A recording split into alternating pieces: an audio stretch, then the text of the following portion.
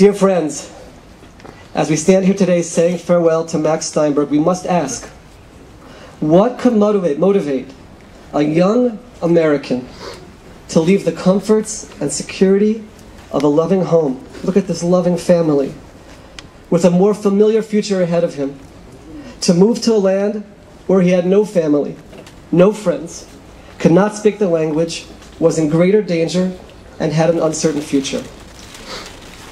What sparked Max during that birthright trip actually took place here. Max was standing here at Har Herzl, at Mount Herzl, and saw the grave of a lone soldier from the United States of America. And Max said that was the moment. That was the moment where he felt this urge, the need, to come back to Israel. What was that spark? What sparked inside of him to make him want to come back? I think the answer can be found in words that Max's mother related to the press in the United States. Quote, he felt that it was his calling, that being on the sidelines or even in the back seat was just not going to work. Max heeded the call of Moses in the Bible, as we read this past week.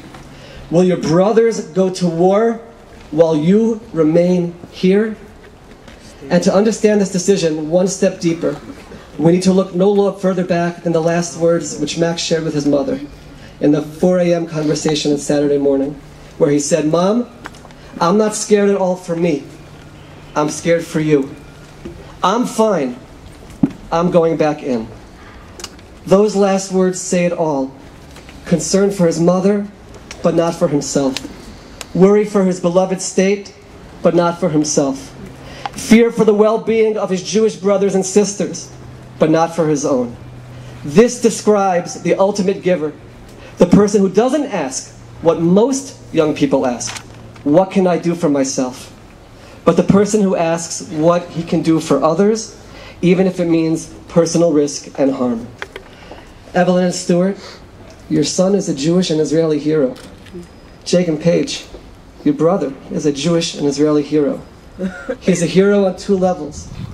His first level of heroism is the fact that he simply, plain and simple, saved lives. Max fought to make sure that missiles will not keep falling in our cities and to destroy the tunnels of terror from Gaza.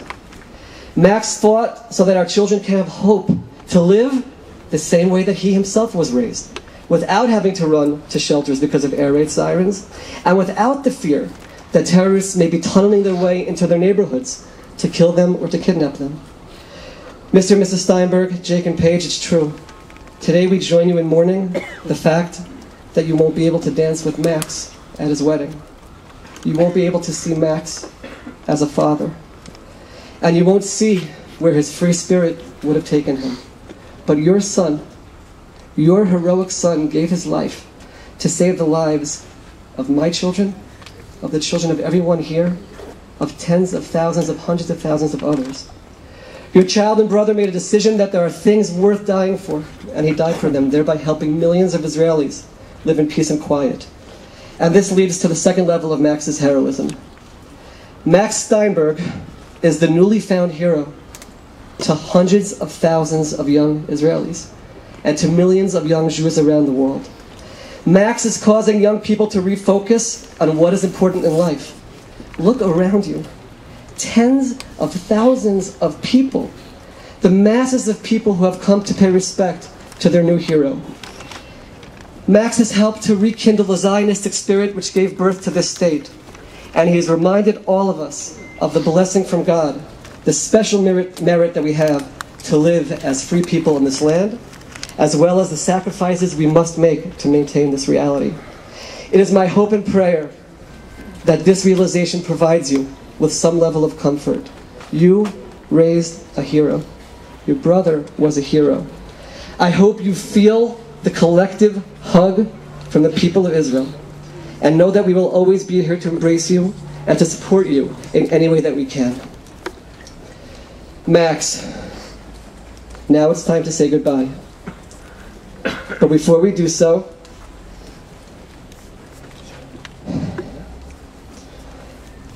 I turn to you as a representative of the Knesset on behalf of citizens of Israel and Jews around the world to say thank you.